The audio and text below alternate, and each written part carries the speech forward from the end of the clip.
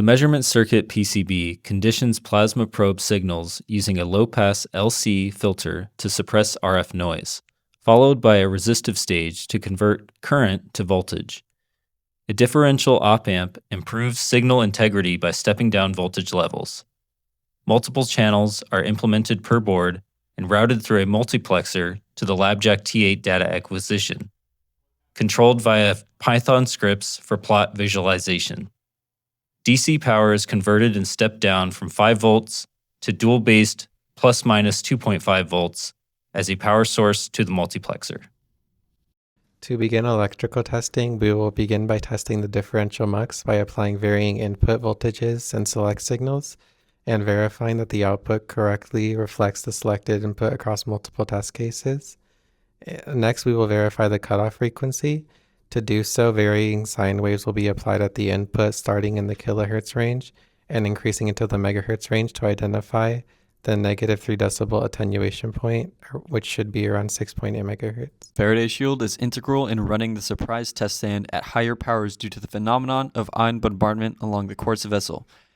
The RF coil that generates the plasma through inductive magnetic fields also creates an electric field that accelerates free plasma ions towards the quartz.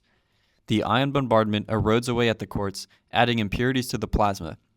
The Faraday shield reduces these capacitive effects while consequently lowering the magnetic field penetration from the coil. The goal of this project is to analytically find a design that balances these trade-offs.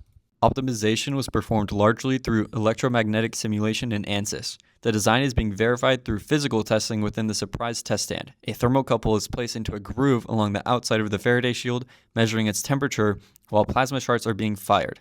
In addition, an infrared camera measures the temperature of the quartz vessel to ensure there is minimal ion bombardment eroding it. To test the plasma eater probe array, cyclic voltammetry and electrochemical impedance spectroscopy are used to evaluate its electrical response. The setup uses 3 electrodes: the probe array as the working electrode, a reference electrode for stable voltage, and a titanium mesh counter electrode to complete the circuit.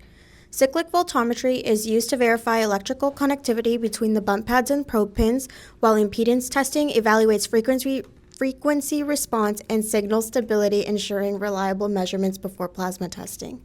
D3D is developing a new plasma source that utilizes radio frequency coupling, currently being tested using the surprise test stand.